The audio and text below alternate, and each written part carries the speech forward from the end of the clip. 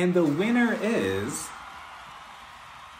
Hey everybody, welcome to my channel. I am Rafael and I am here to host the Real Housewives Awards 2023. So I came up with 10 different categories with 5 nominations for each one. I posted each one on my community page on my YouTube channel. All of you had a chance to vote on who do you think was the best of the best in each category. And guess what?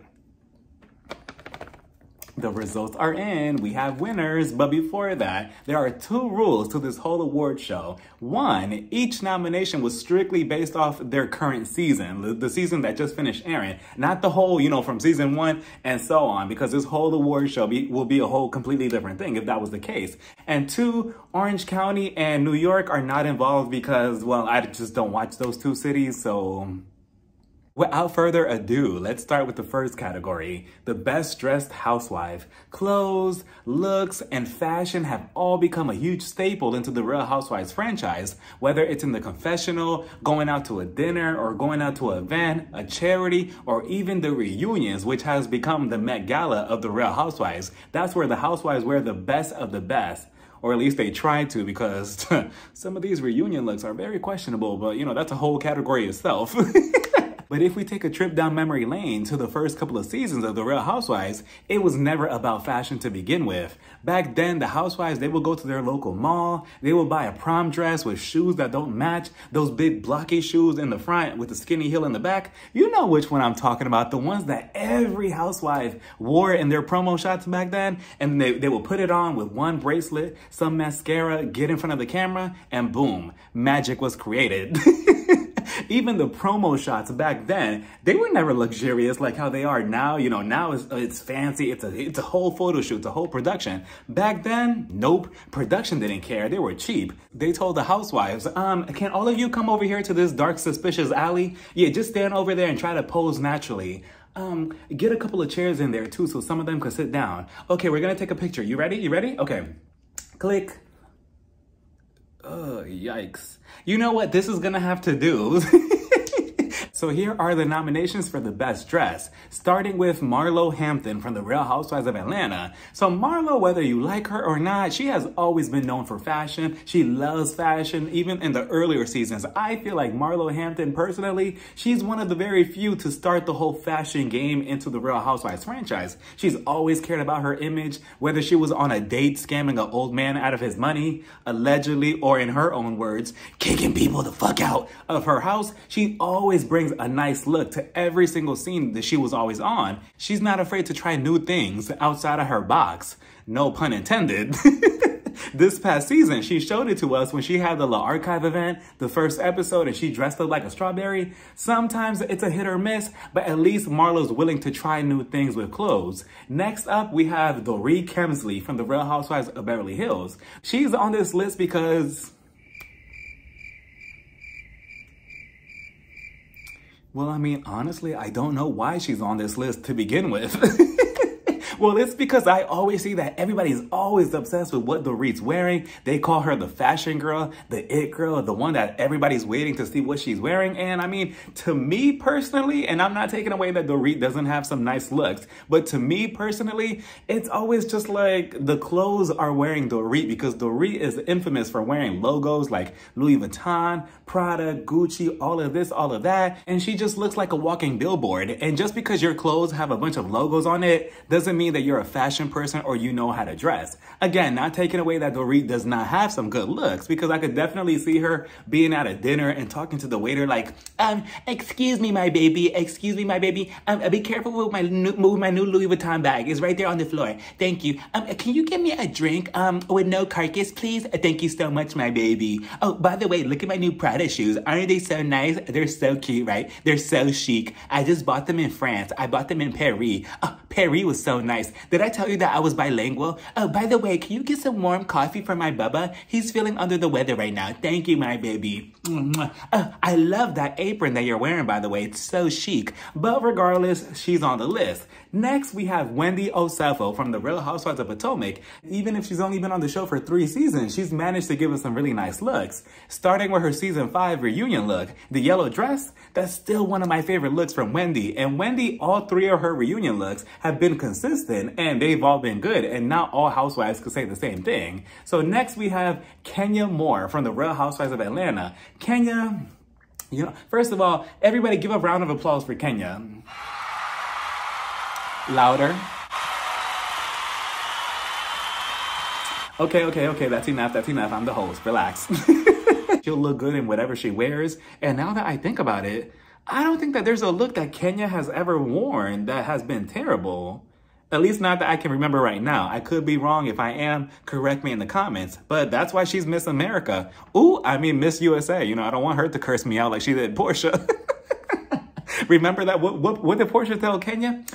You want me to Google you? For what? Your name is probably not even in the search engine. And lastly, we have Chanel Ayan from The Real Housewives of Dubai, season 1. And even though they've only had 1 season so far, Chanel Ayan, she came into her first season swinging. She came in on fire. She came in 10 out of 10. Every single scene, every single episode, all the way up to the reunion, and even in the confessional, it was always high-end fashion. It was always haute couture, as they say. It was always fashion, fashion, fashion. And she lets us know at the very beginning of the episode with her tagline, they don't hate me because I'm beautiful. They hate me because they're basic. So we knew what we were in store for with Chanel Ayan. But with the nominations out the way, we have a winner. So the winner for Best Dress at the Real Housewives Awards 2023 belongs to Chanel Ayan, The Real Housewives of Dubai, season 1.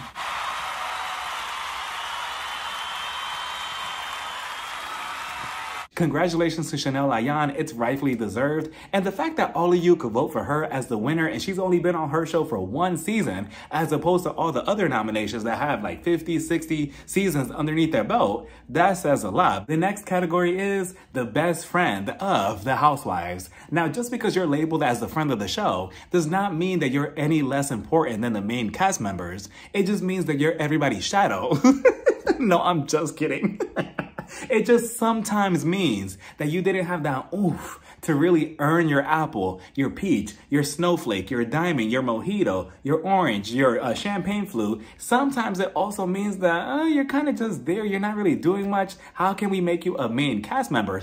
But that doesn't mean that all hope is lost, because look at Marlo Hampton. She was on her show for what, like 100 years? She finally got her peach this past season after all this time. So there is hope. We're going to start off with the nominations. Moneta Carter from The Real Housewives of Atlanta. And honestly, I can't tell you a single thing that Moneta is known for on her show. I mean, I can't tell you one thing that I remember about her. So, you know, there's that, I guess. I mean, if any of you have any memorable moments of Moneta, you know, let me know down in the comments. I believe, though, she is a big, important part on this next season of The Real Housewives of Atlanta, season 15. So, you know, maybe she'll get her peach the following season.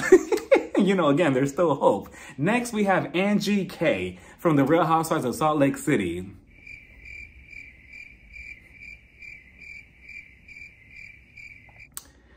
You know, so Angie K, you know, she came on this past season on Salt Lake City, and she just came. So, okay, so there's friends who are just boring or, you know, just there. And then there's friends who are just thirsty, desperate, and would do anything to become a main cast member. And that's exactly what Angie K is. Angie K was just doing way too much. She even tried to buy Jen Shah's friendship. Next, we have Adriana Demora from The Real Housewives of Miami. And honestly, it's disrespectful that she's still a friend of after these past 2 seasons, because she is a main part of the show. Honestly, the entire cast of Miami is a main part of the show. You can't even tell who's a main cast member or who's a friend. The fact that Adriana is the one singing the intro song to The Real Housewives of Miami and she's still a friend of, that is disrespectful. If I was her, I would tell Andy and Peacock and Bravo, you're not allowed to use my song anymore. Make a remix, do something with it. But no, until you give me a mojito, I'm not doing it.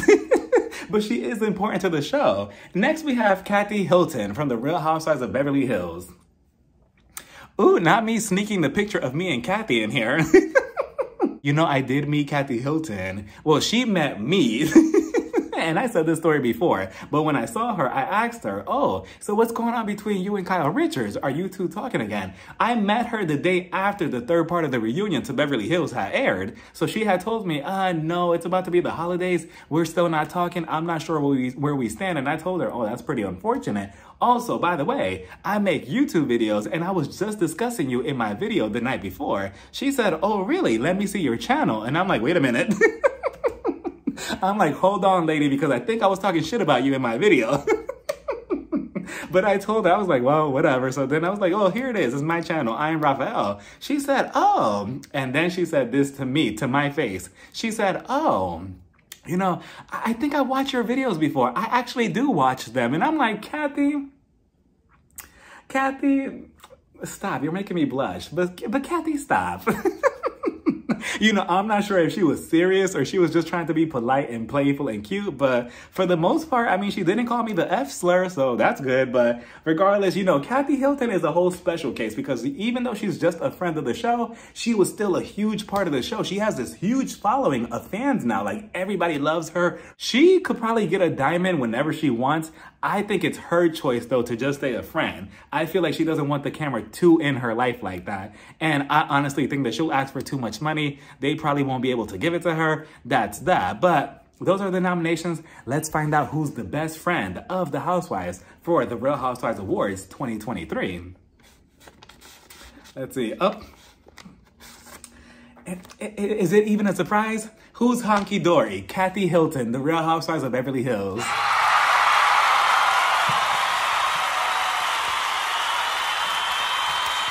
I mean, it's rightfully deserved. I mean, honestly, if I'm looking at the votes right now, yikes. First of all, who's the one person that voted for Angie K? I just want to talk to you.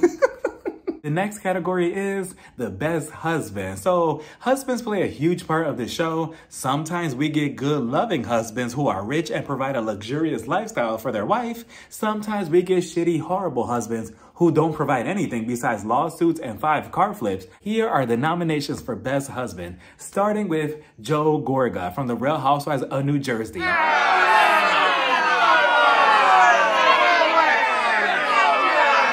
Okay. Shh. Settle down. Okay. I get it. You don't like Joe. Be quiet. Okay, that's enough. Actually, keep going.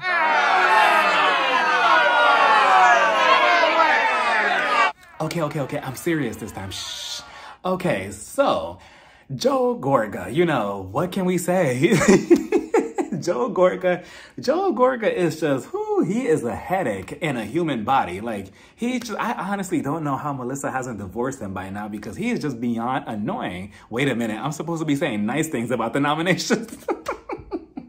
You know, Joe, I guess he was, the whole feud between him and Joe Giudice at the very beginning was interesting, I suppose.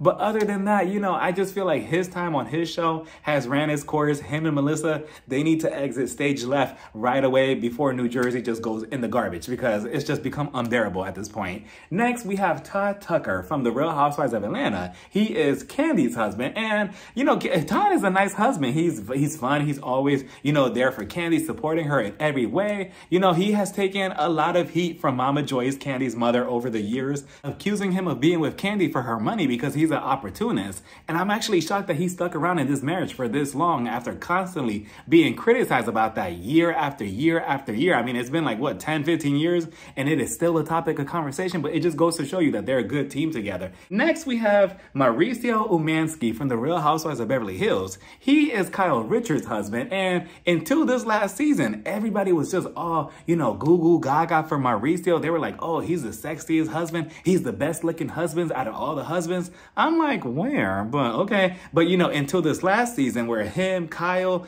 PK, and Dorit were laughing at the whole situation with Garcelle and her son and Erica, that's when everybody flipped on him and they were looking at him like, oh, so this is who you really are, you know? But next we have Eddie Osefo from the Real Housewives of Potomac. He is Wendy's husband and he just seems like an an amazing husband. He's always supporting Wendy. You could tell that his love for Wendy and vice versa is actually real. It's not put on for the cameras or anything. When somebody says something about him, he doesn't take it personal. Like, look at this past season. Oh, supposedly you were talking to, what's her name? Tickle Me Elmo. Is that true? Were you doing that, Happy Eddie? And what does he say? No. And then he just laughed it off like, okay, I don't really care. And then he just continued moving. He didn't take it personal. And, you know, besides, you know, that one, you know, thing that happened that other season where he was caught supposedly, allegedly following, you know, these big booty models, you know, he's been squeaky clean. But then again, you know, he's a perfect husband. He deserves to follow a couple of, you know, big booty models on Instagram. Like, go ahead, follow like 2 or 3.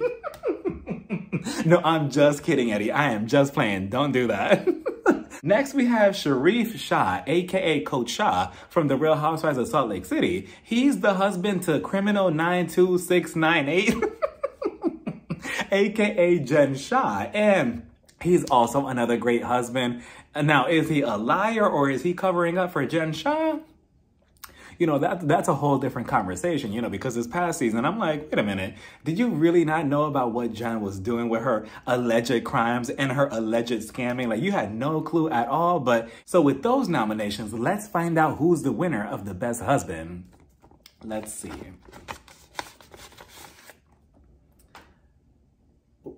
What?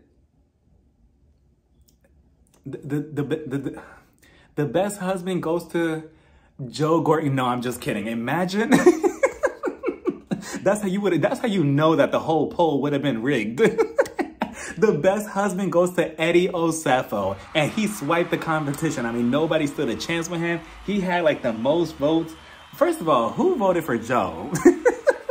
I also need to have a conversation with you. That's very concerning. But the next category is the most wanted housewife to return back to their show. So sometimes things could get a little bit too heated between the cast members to the point where now they hate each other. They don't want to film with each other. So what does that mean? Somebody needs to exit the show. Either that or they're too controversial. They're doing too much for the cameras. Or sometimes they just want to bow out and just leave the show because they just want to move on and do other things with their lives, you know? But usually 9 times out of 10, that's not the case. You know, they love being on the show. But with that being said, here are the nominations, starting with Danielle Staub. And she was one of my personal favorites. I think that she's iconic in her own ways. New Jersey would not have been successful as it was the first couple of seasons without her. I mean, yeah, we had Teresa, but remember, Danielle was the fuel to Teresa's fire. And Danielle has some pretty iconic moments. I mean, at the table flip, she's the one that triggered Teresa by telling her, can you pay attention, please? And what was Teresa doing? And then flip the table. And we have to remember her running around the entire country club with Teresa chasing her in that fur jacket. Danielle was just like, oh my God, help me, please. Help me, help me. And then she got out, she got onto the bodyguard. And then I forgot who, Jacqueline's daughter grabbed her by the hair. Like, Danielle was a hot mess, but she was fun to watch on TV. Next, we have the iconic, the one and only, the queen of housewives, Nene Leakes herself. Nene, you know, what can I say? You know, that hasn't been said before, but Nene is amazing. She is everything on the show. She's everything that is a perfect housewife, right? It's just so unfortunate the way she went out. Those last couple of seasons, it became unbearable to watch her. You know, I was a huge fan of her. I'm like, Nene, no, this is not who, you know, I fell in love with at the beginning. What's going on? You know, her head became too big. She thought she was bigger than the show. She was just like, no, I make the rules. I do whatever. And that was her biggest downfall, her ego, I guess. And will she ever come back to the show? I mean, I don't see that happening because I feel like she burned that bridge. But, you know, I don't know. I mean, maybe one day in the future, I would like to see her come back. And hopefully she's doing well. Then we have Lisa Vanderpump from The Real Housewives of Beverly Hills. She was basically chased off her show. She said, yeah, I'm going to leave this show to make my own show. Goodbye. Will we ever see her back onto the show? That's honestly up in the air because now that Lisa Rinna is gone, somebody who she cannot stand, I feel like the door is not fully open, but she's kind of creaking in like, let me see what they're doing over there. Maybe I should go film a little bit. So who knows? Next, we have Monique Samuels from the Real Housewives of Potomac. Now, Monique, everybody always assumes that she got fired. You know, the whole big brawl between her and Candace, that was the last straw. That was it. And that's not true. She was actually asked back for the following season. She's the one that said, no, I don't want to do this anymore. I don't want to be around this group of women anymore. So I'm leaving. It was her choice, allegedly. But even then, I feel like if she would have came back the following season, knowing Giselle, Robin, and how everybody was moving that whole entire season, and how Giselle had to have that security guard everywhere 24/7, I don't know. I feel like eventually they would have iced her out one way or another. And even if she was to come back, Candace would not allow herself or anybody that she likes on the show to film with Monique and her be okay with that. Next, we have Portia Williams from the Real Housewives of Atlanta. And I've said it on my Ultimate Girls Trip reviews, but I do miss Portia. Portia is a breath of fresh air. She is fun. She's just a really great time. Now, will she be back on the show?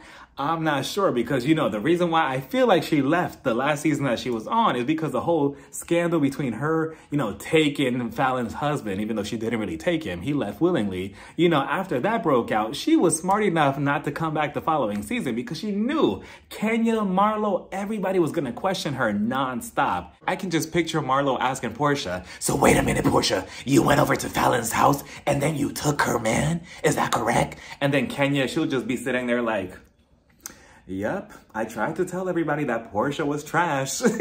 And then Candy, she'll be looking shocked like, wait a minute, Portia, you went over to Fallon's house and then you took her man? Why would you do such a thing? With that being said, let's find out who you all want to return back to their show. Let's see. Now, why is she in it? Nene Leakes.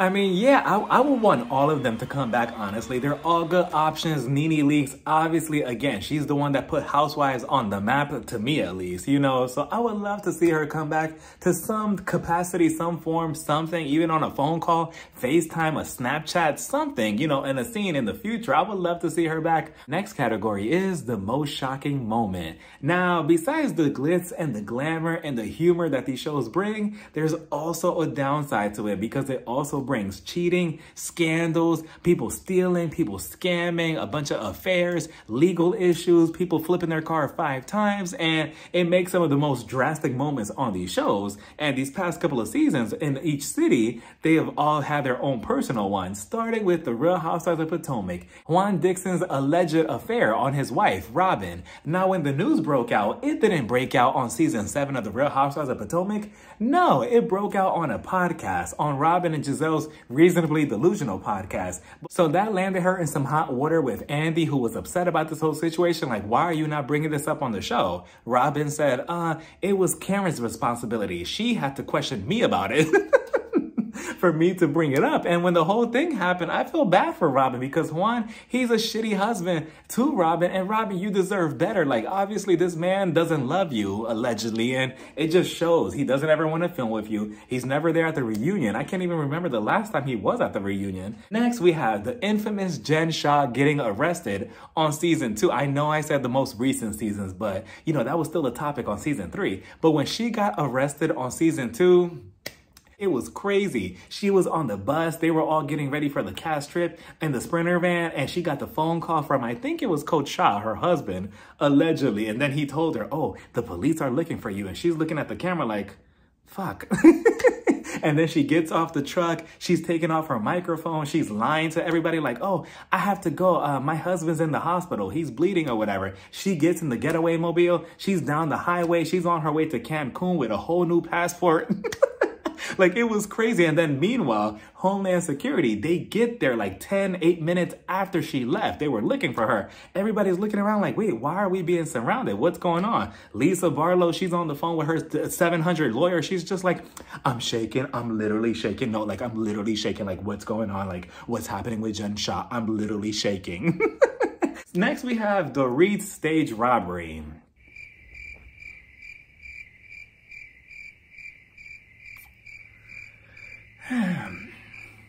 Okay, so now that we got that out the way, let's go to the next one. No, but the Reed's whole robbery situation, I mean, you would have thought it would have been a big moment or whatever, you know, somebody going through such a thing. And if it is in fact real, I do feel for her, her children, and PK. But if not, which I think it's not, allegedly, I don't think it was real. I think it was all staged because the Reed knew that her diamond was about to be snatched out of the palm of her hands and she had to come up with something quick. So next we have Sheree Whitfield on the Real Housewives of Atlanta, finally launching her She by Sheree clothing line after what, like 15 years? And I've said it before that I was watching the Real Housewives of Atlanta season 1. I was a teenager. So when she finally dropped her line this past season, I was like, wow, I'm in my late 20s and I'm still here waiting for you. Next, we have Lenny from the Real Housewives of Miami, who had a hot mic moment talking about his affair on his wife, Lisa, in his own house. She was outside having a good time with her friends. Meanwhile, he's inside in the kitchen talking to his friend badly about her, saying, oh yeah, I want to divorce her. I don't want to be with her. I also have a side mistress. I have somebody else. And, you know, honestly, I feel like I'm cheating on her with being with Lisa. And the whole moment was crazy. I remember when I first watched that, I was literally like this. With that being said, let's find out who had the most shocking moment. I'm shaking. I'm literally shaking.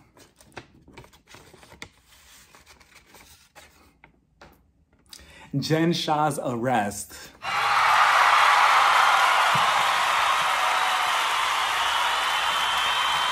I mean, I agree. It was like a whole domino effect of a bunch of things going on at the same time, between everybody freaking out, everybody confused, Homeland Security. I mean, could you imagine if they would have gotten to that parking lot just 8 minutes sooner before Jen fled the scene? They probably would have arrested her on camera. The following category is the best reunion. So reunions are usually something that the audience awaits for somewhere around halfway towards the end of the season. They're also anticipating what the cast is going to wear to the reunion, as well as certain storylines. How do they play out? If they play out properly at the reunion, if not, they probably roll over to the following seasons. Here are the nominations, starting with the Real Housewives of Potomac season 7. This was an interesting reunion, but it had potential to be even better if Robin would have never withheld the information about Juan Dixon's affair. She revealed that to us the following week after the reunion had filmed. So by then it was too late to even question her about it. And when we were watching the reunion, it was kind of like, okay, we could skip to the next season, because obviously it feels like, you know, what we're watching compared to what's happening in real time, it's not matching up. It's not adding up. Giselle and Candace, you know, that was interesting. That was crazy because, again, they were friends at some point. Next nomination is The Real Housewives of Miami season 5. This is also an interesting one because at some point, the entire cast was screaming at each other, so much to the point where Andy, the host, had to tell all of them to shut the hell up because he couldn't hear himself talk or think. Alexia, you know, she was already showing her true colors this entire season, but at this reunion, especially when she told Lisa, who Lisa's whole storyline was that her husband was cheating on her with another woman. She told Lisa, if you had star quality, if you believed that you were a star, you wouldn't allow yourself to have gotten cheated on by your husband. You wouldn't allow him to do all of this to you, which to me was crazy that she was accusing her of that when she herself was cheated on in the past by her husband for another man. So what does that say about you, Alexia? But then we have The Real Housewives of Beverly Hills season 12. Now, I remember when the trailer to this reunion dropped, everybody was talking about it. Everybody was shocked, especially Kathy Hilton versus Lisa, and how she said, oh, you drove my sister off the show. You drove Lisa Vanderpump off the show.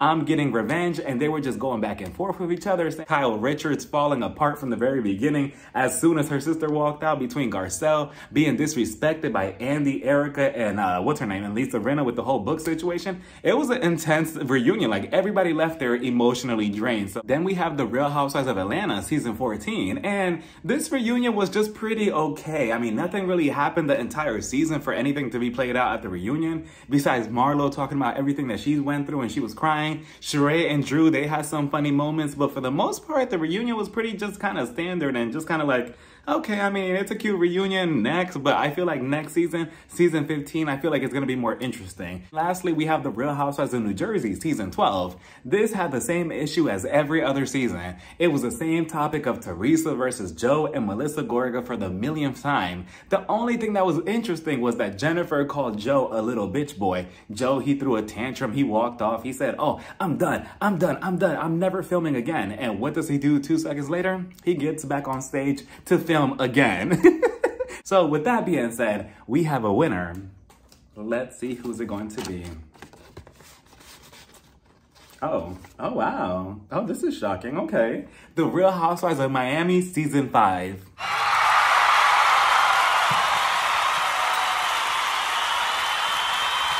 I mean, this was pretty shocking that everybody voted for this reunion. I mean, it was good. All of the reunions minus Atlanta and New Jersey, they were all pretty good, but I honestly thought that Beverly Hills was gonna take the crown. The following category is the best duo. So on the Housewives shows, they consist of a group of women, and sometimes in this group, there's certain housewives who click stronger with other housewives to the point where now their connections are stronger, they become besties, you see their friendship blossom throughout the entire season, and they become a dynamic duo. Here are the nominations, starting with Garcelle and Sutton from the Real Housewives of Beverly Hills.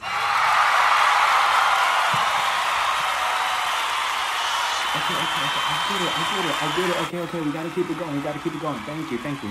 Okay, so yes, Garcelle and Sutton and their friendship, it seems very genuine. It seems that they have each other's back, especially with the cast members that they have. It's typically everybody else versus both of them, and both of them, they actually hang out outside of the show, and that's what I like to see on these type of shows. I like when the friendships are organic and real, and not just meeting with each other as soon as the cameras come on. Next, we have Giselle and Robin Dixon from the Real Housewives of Potomac.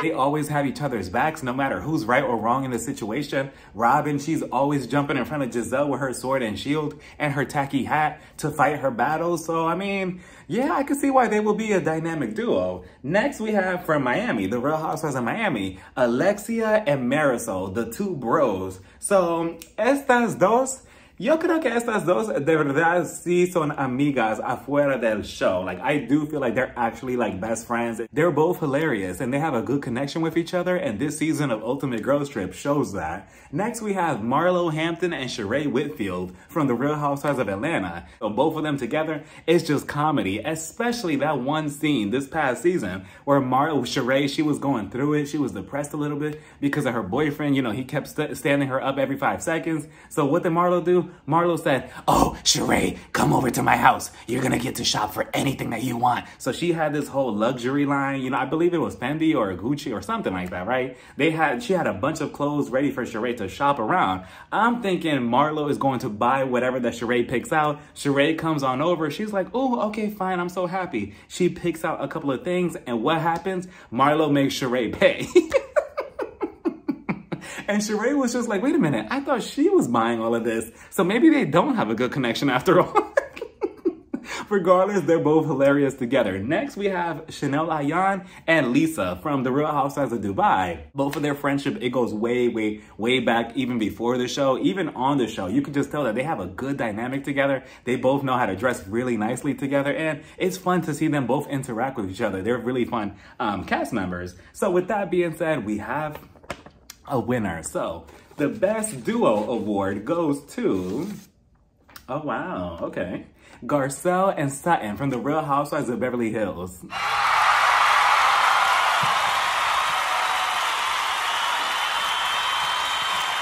Well, yeah, I mean, it's rightfully deserved. They do have a true friendship. Honestly, anybody on this list could have taken it, to be honest with you. But from the votes, Garcelle and Sutton, they swiped the whole competition. I mean, nobody stood a chance. Sometimes the cast needs a little something or a little tweaking to it. So what do the producers do? They either take somebody off the show, they add in a friend, or sometimes they add in a new housewife to the mix to see how that works out. Sometimes it does work out, sometimes it doesn't, but this all leads down to the nominations to the best newbie, aka the best new housewife that we gotten recently. Starting off with Sanya Richards from the Real Housewives of Atlanta. I thought she was a pretty okay choice. She's a gold Olympic medalist, she's a track star. I did like her relationship with her sister and her mom. I thought that was cute. I also like learning more about her Jamaican background, especially when they took a cast trip to Jamaica and she was showing everybody around to where she grew up. Her slight downfall was that she kept wanting to have an issue with Drew when Drew was just unbothered by the whole situation. She just kept telling Sanya, like,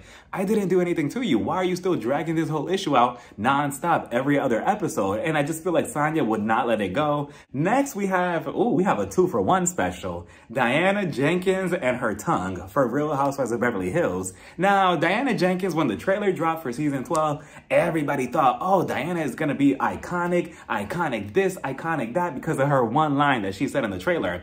Oh, you want a new villain? Well, here I am. I mean, I actually thought it was pretty iconic too. But then we saw the season and I'm like, wait a minute. She had a lot of potential, but she kept putting herself in situations that didn't involve her to begin with. First, she started with Sutton. Then she moved over to Garcelle. And for what? Just so you could fit in with Kyle Richards, Erica Jane, and Lisa Rinna? On top of that, she didn't even show up to the reunion. I mean, she was there, but she was on a TV screen, which honestly, as soon as her face would have popped up, I would have asked Andy for the remote control, like, can I turn this shit off? Next, we have Caroline Brooks from the Real Housewives of Dubai. Honestly, I should have put the whole entire cast. She, as well as the rest of the cast, was pretty fun to watch. Her friendship with Chanel Ayan, though, that was interesting to see because 1 second they will hate each other, they will call each other names. 2 seconds later, I love you, let's go out to eat. I'm like, what kind of toxic mess is this? But she was a good casting choice, honestly. The whole cast was. Next, we have Chanel Ayan from the Real Housewives of Dubai as well. She was a breath of fresh air. She gave us looks, fashion, drama, comedy, iconic quotes, even vulnerability and everything that she went through as a child. She explained it all and she put it all out there. And what more can you ask for from a housewife? And again, this is her first season. So can you imagine as the seasons go on, what more we get to learn about Chanel Ayan? I'm looking forward to it. Next we have, and last, we have Sarah Al-Madani. She's also from the Real Housewives of Dubai. I liked her because I like hearing her perspective on the Dubai culture, her culture in general. I love learning more about it. Let's find out who wins the award for the best newbie. Diana? No, I'm kidding. Can you imagine? The winner for the Best Newbie Award goes to Chanel Ayan, the Real Housewives of Dubai.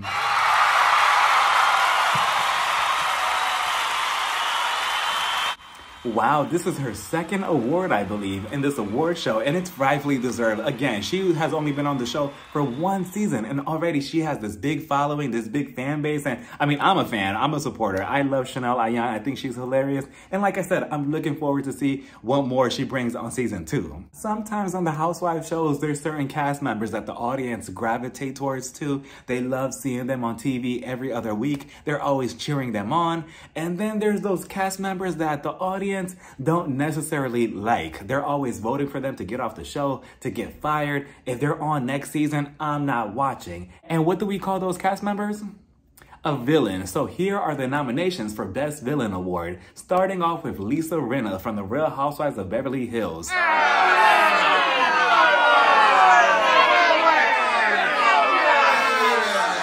Okay. So Lisa Rinna, I mean, do I even have to explain why she's nominated? Let's just go to the next nomination. But Lisa Rinna, I mean, whether you like her or not, she'll always go down as one of the most iconic and most controversial housewives ever in history, because from the very beginning all the way to the very bitter end, she went out in a blaze of glory. I mean, she constantly just nitpicked every single new cast member on her show. I mean, Lisa Vanderpump, Kim Richards, who else? Camille, Brandy. I mean, the list just goes on and on and on. And, you know, it got to the point where it just became way too much. You know, it was just nonstop. Like, okay, we get it. Like, there's drama on the shows. But at some point, Lisa Rinna, she kind of lost herself in reality TV. I mean, yeah, this is probably how she is outside of the show to a certain extent. But I feel like she saw, like, the ratings. She saw the audience backlash. And I feel like she fed off that. Next, we have Potomac's very own Giselle Bryan. And I mean, all we have to do is just watch the latest episode of Ultimate Girls Trip and we'll see why she's on this list. You know, Giselle Bryan, you know, I mean, she's a producer, obviously. She's also a cast member, but she's mostly a producer. She knows how to produce any scene at any given time. I mean, even if you breathe the wrong way, she knows how to spin that whole narrative into a storyline and make it something that is not. She's delusional. She's fashionable. You know, and she's just many things. You You know, she has her moments here and there where she is funny. She is hilarious sometimes, but then it's just like she does something funny that makes me like, oh, okay, Giselle, that's funny. And then she does like something like completely opposite that I'm looking at her like, Giselle, what are you doing? Next, we have the infamous scammer, Jen Shah from Salt Lake City. She's on this list for a couple of reasons. Number one being that she scammed a bunch of elderly people, allegedly, out of their money. Two, being the way she acts with her cast members. I mean, she treats them like she's the queen bee of Salt Lake City. And for some reason, her cast members just bow down to her every single time. Next, we have Marlo Hampton from the Real Housewives of Atlanta. Even though she has her funny moments, she always goes from 0 to 100 when she's arguing with somebody. Somebody could literally say, Marlo, I really didn't like how you were treating me the other day. And what will Marlo say to that? Oh, well, I really don't care. That's why your husband left you and your mother doesn't love you. I'm like, Marlo, what happened? She didn't even say nothing like that drastic to you. And the icing on the cake this past season was her feud with Candy and how she was telling Sheree, oh, you know, Candy's a damn hoe. And then saying that she's more known than Candy and that Candy is now worldwide. Like, that is crazy to me that that could come out of her mouth. But, you know, regardless, the last nomination is the one and only from Beverly Hills, Erika Jayne. Now, Erika Jayne, I feel like she kind of became a villain, you know, when she was in her legal battle era. You know, with the whole Tom Girardi and how he flipped his car like 900 times. That's when we kind of saw like the downfall of Erika Jayne and how defensive she got when everybody, well, not everybody, but Sutton was questioning her about like, wait, are you actually, you know, allegedly stealing money from people, or like what's going on between you and your husband? And Erika got so defensive and she told Sutton, listen, if you ever come at me like this again, I'm coming for you. Or what? Or what? Or what? Exactly. So shut the fuck up. And then this past season didn't make it any better because she was even more defensive. And she was also kind of drunk every other episode. And what did Crystal, when her and Crystal went at it, I don't give a fuck about anybody but me. But you know, Erika, just like everybody else on this list, honestly, is kind of like a train wreck. You know, you see that it's bad and you need to look away, but you can't look away. You have to keep looking at it. That's how most of them are. And I mean, without a villain on the show, I mean, I guess it wouldn't be that entertaining, I guess. So, you know, I guess you have to give them all a shout out to a certain extent. You know, some of them could really push it sometimes. But with that being said, let's find out who's the best villain. Let's see. Here we go. Ugh. Surprise, surprise, Lisa Rinna from Beverly Hills.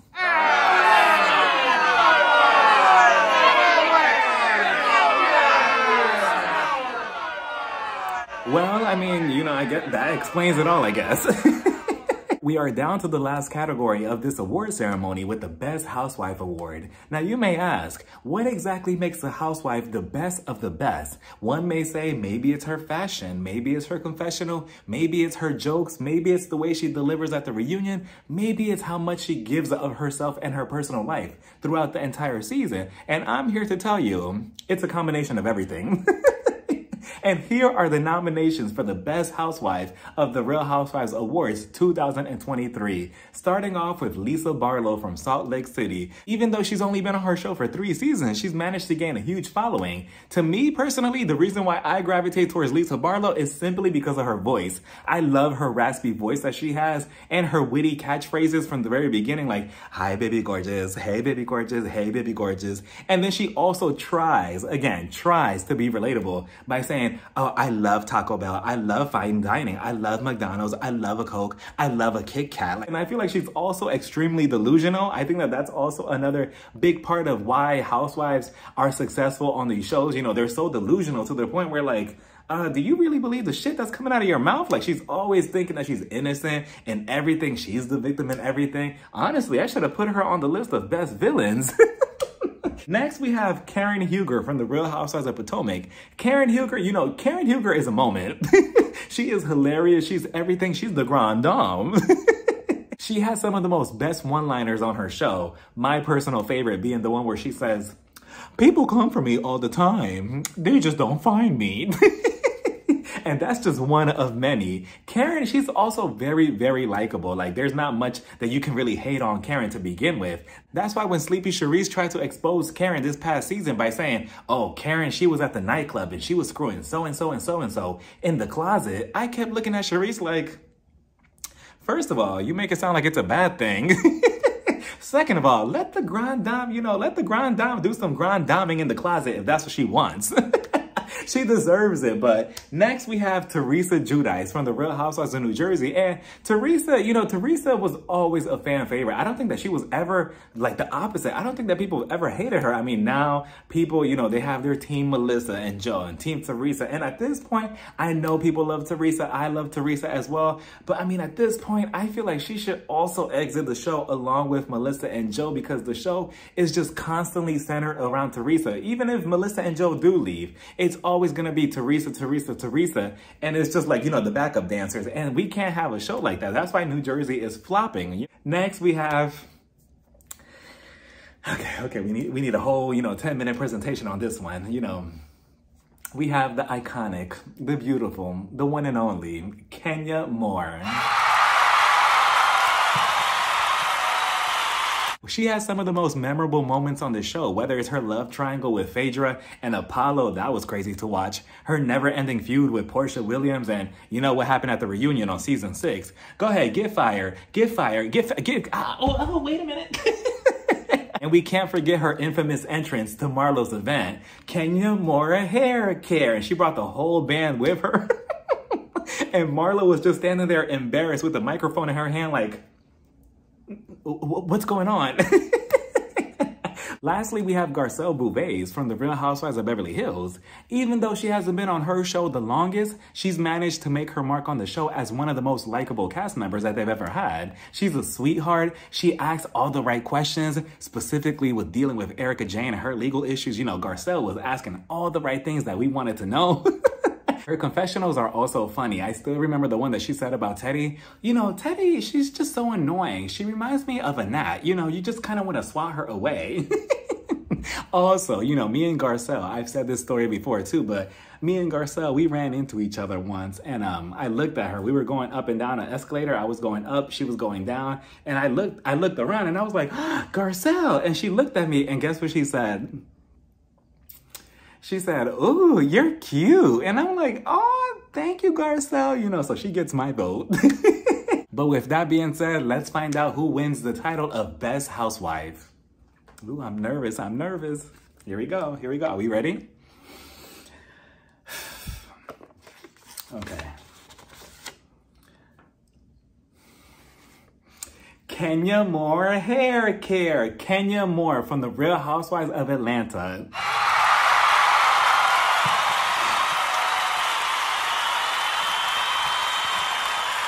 I mean, what more can I say about Kenya that I haven't said before? She'll always be the moment, she'll always be a star, and she'll always be known as one of the most iconic housewives in Housewives history. So with that being said, that concludes the Real Housewives Awards 2023. Congratulations to all the winners and all the losers. Thank you so much to every single one of you for voting in the polls and participating to make the winners happen. I really appreciate that, so thank you. And thank you to Marsha Ann for commenting this idea for this video months ago. I really appreciate that, and who knows, we might have another award show in the future. You never know, but until then, let me know what you thought about the winners, the losers, the categories. Let me know what you thought about this whole award show down in the comments. Bye, everybody. Mwah.